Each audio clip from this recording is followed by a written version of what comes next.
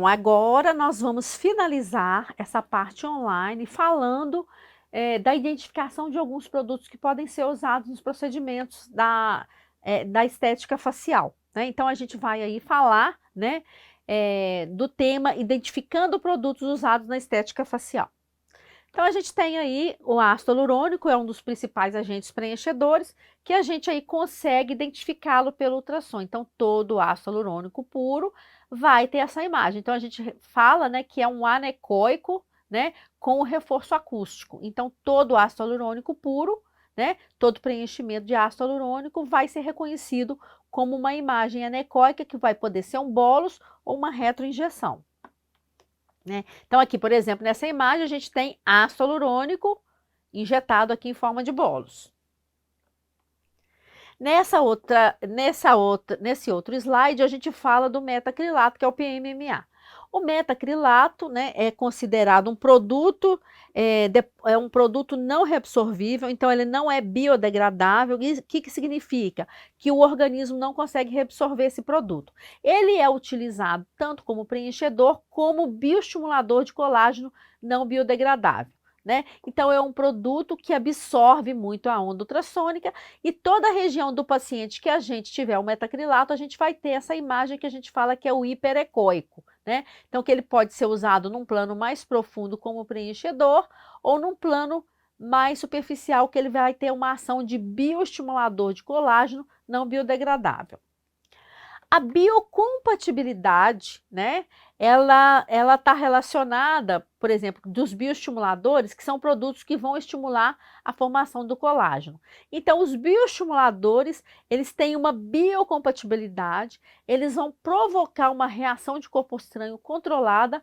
Aí, em resposta a essa reação de corpo estranho controlada, a gente vai ter formação de fibras de colágeno, né? Formação de colágeno tipo 1, tipo 3, ácido hialurônico e elastina. Então, hoje no mercado a gente tem 3 tipos de bioestimuladores, né, que são injetáveis, né, que são os mais conhecidos, que é a hidroxiapatita, né, a hidroxiapatita, né, ela vai promover um preenchimento imediato, né, ela é a base de cálcio, então vai haver a produção, a estimulação de produção de colágeno, né, agindo na firmeza, recuperação e elasticidade da pele. E a imagem da hidroxiapatita é o hiperecoico. Então a gente tem aqui a imagem, né, mostrando uma área que foi colocada hidroxiapatita como bioestimulador e a gente aqui mensurando a espessura dérmica para comprovar a ação bioestimuladora da hidroxiapatita. Outro tipo de bioestimulador, né, é o ácido polilático. O ácido polilático, ele vai estimular a formação de colágeno, né, melhorando o contorno facial, ele pode ser usado também corporal, então ele vai melhorar o contorno facial corporal, atenuando sulcos, linhas de marcas de expressão e rugas. E ele é colocado, né, como bioestimulador, então ele é colocado na camada da tela subcutânea e a gente vai ter um aumento da produção de colágeno comprovado pelo aumento da espessura dérmica. Outro produto utilizado como bioestimulador, né, é a policaprolactona, que vai ajudar a recuperar o volume perdido devido à diminuição natural da gordura do rosto, né? E a gente vai ter essas imagens hipoecóicas aqui, que são da policaprolactona. E a gente tem uma tabelinha mostrando alguns materiais preenchedores, né? Tanto reabsorvíveis quanto não reabsorvíveis. Então, aqui a gente tem o ácido hialurônico, né? Ele pode ser injetado em bolos ou retroinjeção. Aqui a gente tem o metacrilato, né? Num plano um pouco mais superficial. A gente tem aqui um tipo de fio que é o Biosult, é um tipo de fio. Tem o plasma gel que eu mostrei, né? Tem fio de nylon que a gente consegue identificar. Fio de nylon infectado a gente consegue identificar. Fio russo, que é um tipo de fio que era usado antigamente, não é usado mais, mas como é um material não reabsorvível, a gente precisa identificar. Aqui o ácido polilático, que são essas áreas anecoicas, o óleo de silicone quando injetado, que é um produto perene, a formação de um cordão de colágeno induzido pelo fio de PDO, a caprolactona e a toxina botulínica. Então, a gente precisa fazer o diagnóstico diferencial entre alguns produtos. Então, alguns produtos que absorvem muito a onda ultrassônica, a gente tem um exemplo, né? São 4 produtos que absorvem muito a onda ultrassônica. Primeiro, a hidroxiapatita. Então, tudo que for a base de hidroxiapatita, a gente vai ter uma imagem hiperecóica, onde a gente tem alta absorção da onda ultrassônica. Depois, a gente tem a lipoenxertia, que é onde a gente remove a gordura da papada e enxerta no rosto. Ela tem uma ação de bioestimulador. Tem o metacrilato, né, que é o PMMA, que é um material não reabsorvível e tem biofilme, né? Então, todo produto que tem biofilme, quando você vai fazer procedimento naquela região, o paciente pode ter uma reação inflamatória por causa do biofilme do produto. E aqui é o óleo de silicone, que é um outro produto também não reabsorvível, que tem biofilme, e ele tem a utilização mais ou menos na mesma época do PMMA, né? Então, são 2 produtos que foram utilizados antes, né, como preenchedor, antes de aparecer, antes de a gente ter no mercado aí o ácido hialurônico. Então, aqui a gente tem um diagnóstico de um produto não reabsorvível na região do arco do cupido, que pode ser, aqui em lábios. Esse produto pode ser o óleo de silicone, pode ser o metacrilato ou pode ser a lipoenxertia, né? Então, que é o produto aqui que foi colocado no lábio. Então, a gente precisa fazer o diagnóstico diferencial pelo tempo de colocação para a gente saber aproximadamente qual produto deve ser. Aqui a gente tem a hidroxiapatita, que é um produto reabsorvível, né? E é um produto mais atualizado, mais moderno. E ele tem a mesma imagem do PMMA, né? E da lipoenxertia. Então, quando a gente vai fazer esses mapeamentos para procurar produtos, para identificar produtos, é muito interessante que a gente tenha o relato do tempo de procedimento, né? Porque no caso aí, se é um procedimento recente, pode ser realmente a hidroxiapatita, mas se é um procedimento antigo, já não tem como sugerir a hidroxiapatita, porque já é um produto novo, usado mais recentemente. Aqui a gente tem, né, a hidroxiapatita com ácido hialurônico. Então, onde está anecoico é o ácido hialurônico, onde está hiperecoico é a hidroxiapatita. Aqui a gente já tem uma lipoenxertia na região de olheiras, né? Então removeu a gordura da região da papada e enxertou na região de olheira, então ela é um bioestimulador. Aqui a gente tem o pó do PDO, né? Que é o pó do PDO, que é diluído, né, em água de injeção ou soro e é injetado como bioestimulador, né? Então a gente tem aqui a injeção do pó de PDO. A gente tem como identificar uma prótese de silicone e um óleo de silicone injetado. Então, quando é uma prótese, eu vou ter uma área anecoica bem delimitada. Aqui, por exemplo, a gente tem uma prótese de silicone na região do queixo, né, do mento. E aqui a gente tem o óleo de silicone quando é injetado, né? Então, se a gente pega o óleo de silicone e injeta, ele vai misturar com a mucosa e vai dar esse aspecto aqui, né? Um aspecto mais ecogênico, né? Que a gente fala que é mais hiperecoico. Aqui a gente tem o hidrogel, que é um gel à base de água. Ele vai ter esse aspecto que a gente fala que é um anecoico, né? E justadérmico. Então a gente tem ele aqui em várias áreas, né? Então ele não é muito usado, ele não é usado mais recentemente, mas a gente encontra vários pacientes com esse produto, né? E é interessante que a gente reconheça a imagem do produto para a gente fazer um diagnóstico diferencial com o produto reabsorvível, né? Porque o hidrogel também é um produto não reabsorvível e também tem biofilme. Então, fazer procedimentos em pacientes com hidrogel, o paciente pode ter reação por causa de ativar o biofilme do produto. Então, os produtos perenes hoje, considerados perenes, são o metacrilato, o hidrogel e o óleo de silicone. Esses 3 produtos, eles têm biofilmes, então existe uma recomendação de não fazer procedimentos nessas regiões e nessas camadas onde os pacientes tenham esses produtos, porque ao fazer procedimentos qualquer tipo de procedimento nas regiões com esses produtos, os pacientes podem passar a ter reações inflamatórias por causa da ativação do biofilme desses produtos, né? Então, a recomendação hoje é que quando o paciente tenha produtos perenes, hidrogel, PMMA ou óleo de silicone em determinadas regiões, que não se faça outro tipo de procedimento para não induzir uma reação inflamatória no paciente por causa do biofilme desses produtos. Aqui a gente tem o metacrilato, né? Esse é o comportamento do metacrilato, que é o PMMA, como preenchedor, né? Então a gente tem o produto que absorve uma grande quantidade de onda ultrassônica, por isso que ele tem essa imagem que a gente fala que é o hiperecoico, né? Então ele tem alta absorção de onda ultrassônica, ele tem a formação dessas sombras, né?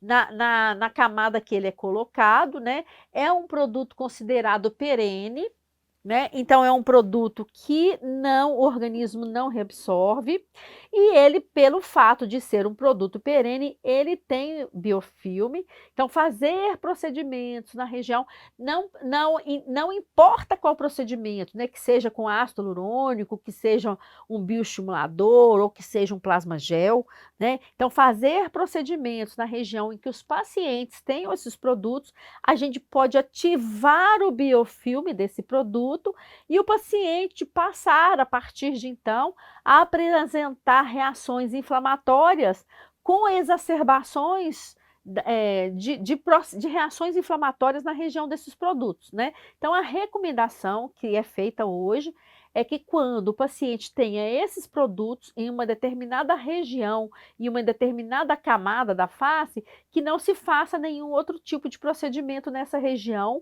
exatamente para evitar que o paciente tenha esse tipo de complicação, né? Então, e a gente sabe que o metacrilato era um preenchimento que foi usado há um tempo atrás. Então, na época em que ele era usado como preenchedor, a gente não tinha material reabsorvível como a gente tem hoje, que é o ácido hialurônico, né? Então, era o que tinha na época, há 10, 15 anos atrás, o que tinha para usar como preenchedor era o próprio metacrilato, né? Então, é o que a indústria conseguiu produzir na época. Então, era o produto mais usado porque era o único que tinha, era o único preenchedor disponível no mercado, era o metacrilato, né? Então, pacientes que fizeram procedimentos nessa época, né, e que hoje voltam, né, para fazer novos procedimentos, a gente tem que fazer essa observação, né, que esse paciente não deve reabsorver, não deve, por exemplo, né, receber um ácido hialurônico, por exemplo, né, ou outro procedimento estético injetável na região em que tenha o produto, exatamente para o paciente não passar a ter uma exacerbação, uma ativação desse biofilme, e o paciente passa a ter reações inflamatórias, né? Então aqui, por exemplo, a gente tem a região do sulco, mostrando a presença desse produto não reabsorvível, que é o metacrilato, e a região dos lábios, também mostrando a presença desse produto. Então, o produto é essa área hiperecoica, é a área, né, que absorve uma grande quantidade de onda ultrassônica e vai ter esse aspecto que a gente fala que é o hiperecoico. E abaixo dele eu tenho a sombra acústica, que é formada, né, devido ao alto nível de absorção da onda desse produto, então a onda não consegue atravessar esse produto, né? Uma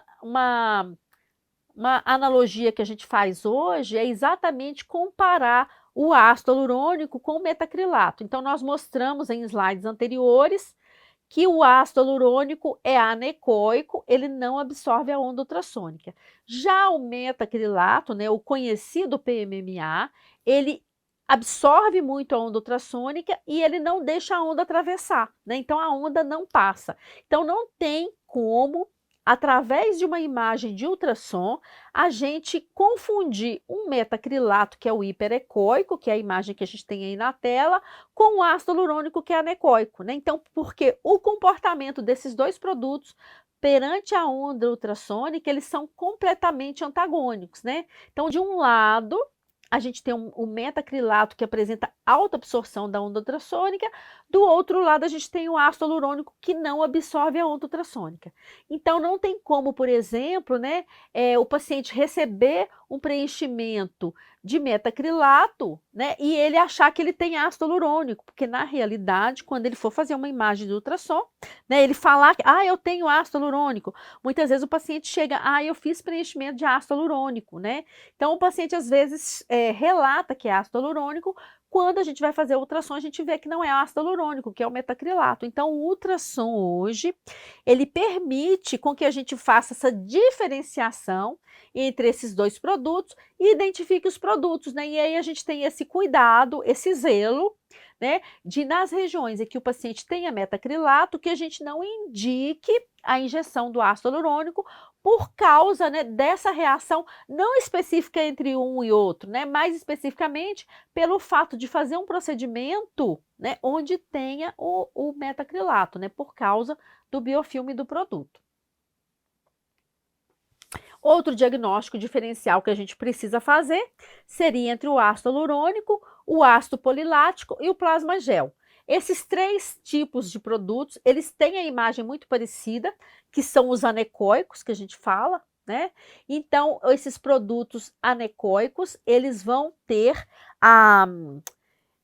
esse comportamento de não absorver a onda ultrassônica, por isso que eles apresentam essas imagens, né? Então, o ácido hialurônico, ele vai estar bem concentrado, né? Porque ele é denso, ele vai estar em bolos ou retroinjeção. O bioestimulador à base de ácido polilático já vai ser uma imagem maior e mais irregular, e ele vai ser injetado em tela subcutânea, porque ele é um bioestimulador. E o plasma gel, né, tem a questão dele ser um pouco mais hipoecóico e ele ser absorvido rapidamente. Então, no instantinho, ele fica isoecóico, né? Outra imagem que a gente precisa falar é do ácido hialurônico quando você coloca a lidocaína, um anestésico. Então, todo ácido hialurônico que é anecoico, quando você adiciona a lidocaína, ele passa a ter um aspecto hipoecóico por causa da ação da lidocaína, né? Porque na realidade, a lidocaína, que é um anestésico, a lidocaína tem uma imagem hiperecóica. Quando você adiciona o ácido hialurônico puro, que é um anecoico, você vai ter uma imagem hipoecóica, né? Então, o ácido hialurônico, com a adição da lidocaína, ele vai ficar hipoecóico, tá? Se ele não tiver a adição de lidocaína, ele vai ser anecoico, como a gente visualiza aqui na tela, né? O ácido anecoico. E a gente tem, né, como mapear os pacientes que têm produtos para identificar os produtos, né? Então, a importância hoje do ultrassom com relação à identificação de produtos está exatamente na questão do ultrassom apresentar parâmetros que a gente consiga identificar, né? Então, por que que hoje, né, para identificação de produtos, né, usados na área da estética, produtos injetáveis principalmente, por que que a gente precisa utilizar, por que que a gente utiliza o ultrassom e não, por exemplo, uma ressonância magnética ou uma tomografia? Porque o ultrassom é o único, além de ser um exame não invasivo, né, que a gente falou no início da nossa aula teórica, né, quando a gente falou das propriedades do ultrassom, a gente falou que é um exame não invasivo, então é um exame em que o paciente não vai ser irradiado, né, então é um exame seguro. Ele é seguro, a gente fala que é não invasivo, porque não vai irradiar o paciente, então ele é seguro para o paciente e para o profissional, né? Para o profissional que está fazendo aí o exame, e ele apresenta parâmetros que nenhum outro exame de imagem fornece, né?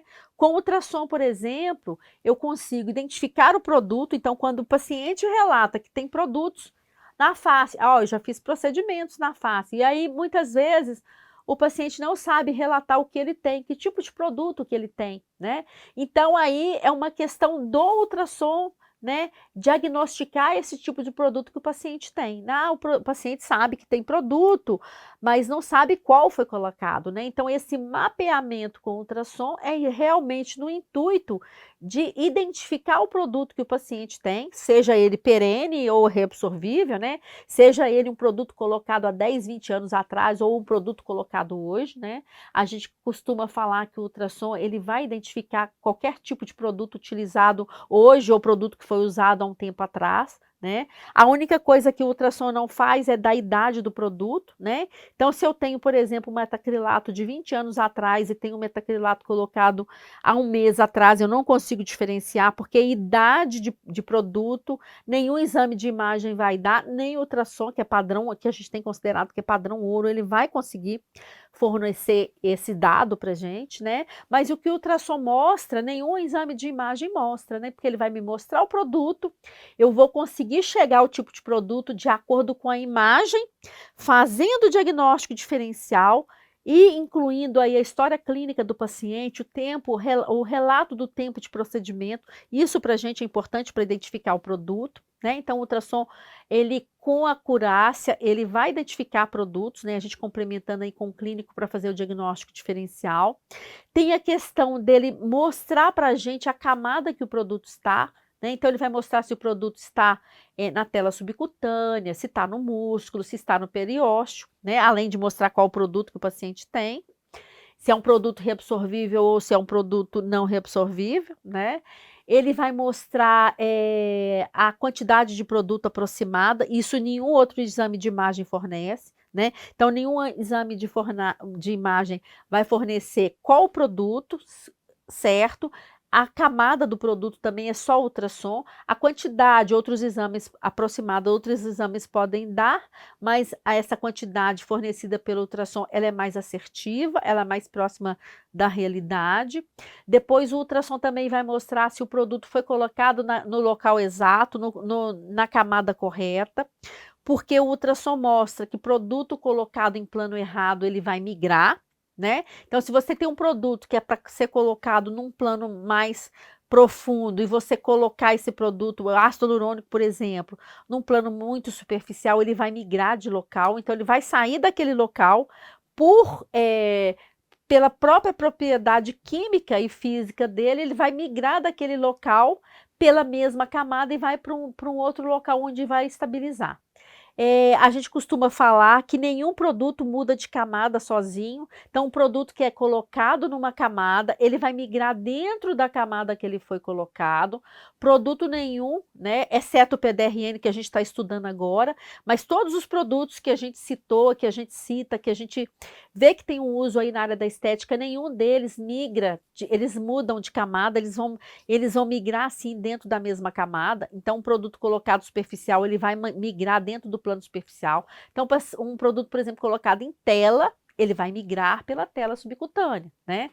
E além disso também, né, de mostrar se o produto foi colocado também na camada correta, o ultrassom vai mostrar a relação desse produto com algum processo inflamatório, né, se ele está associado a algum processo inflamatório, e caso esse produto esteja relacionado a algum processo inflamatório, o ultrassom ainda vai mostrar em que fase que se encontra esse processo inflamatório, né? Se é um edema, né? Se ele está provocando só um edema, ou se é uma celulite, né? Porque a gente consegue hoje diferenciar o tipo de processo inflamatório, né? Se é um processo inflamatório de origem infecciosa, né? Ou se é só um infiltrado inflamatório que vai provocar uma celulite, um edema, então a gente consegue diferenciar. Se o paciente tem um granuloma, né, que é um processo inflamatório crônico, se ele tem uma nodulação de produto, né, que se aquele nódulo ali que ele apresenta numa determinada região, se é um nódulo de produto ou se é um granuloma, isso o ultrassom vai mostrar, né? Então, o ultrassom é o único exame de imagem que fornece parâmetros, são 6 parâmetros que eu falei, que nenhum outro exame de imagem fornece, né? Então, não existe nenhuma tecnologia disponível, não invasiva, que forneça esses parâmetros que o ultrassom fornece. Então, por isso, né, o ultrassom hoje é considerado padrão ouro na área da estética, na área de materiais estéticos injetáveis. Então, é o único exame de imagem não invasivo que vai permitir a identificação desses produtos, né? Então, qual produto, em qual camada, quantidade de produto, se o produto foi colocado na camada correta, se o produto está relacionado com alguma alteração de vascularização, se ele está provocando alguma compressão vascular, né, alguma alteração vascular, e se ele está relacionado a algum processo inflamatório. E se tiver relacionado com um processo inflamatório, o ultrassom ainda De brinde, ainda vai mostrar para a gente qual fase que está o processo inflamatório, né? Então a gente fala hoje que o ultrassom é tudo na área da estética injetável. Então é um exame de imagem padrão ouro, né? Na área da estética injetável, porque a gente